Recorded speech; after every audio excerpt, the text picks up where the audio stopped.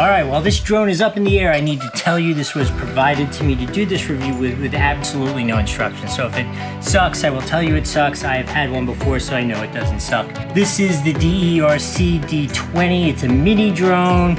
It is 720 HD with FPV, so that means you can actually see where you're flying on your cell phone while you're flying it, which is a really cool value add. It has altitude hold, which means it's nice and stable. It has a headless mode, which is very easy for beginners, so you kind of don't fly it from the perspective the drone's facing it. If you tell it to go right, it goes right. Tell it to go left, it goes left. Really nice. Has one key starting, has speed adjustments, like you could choose low speed, medium, high speed.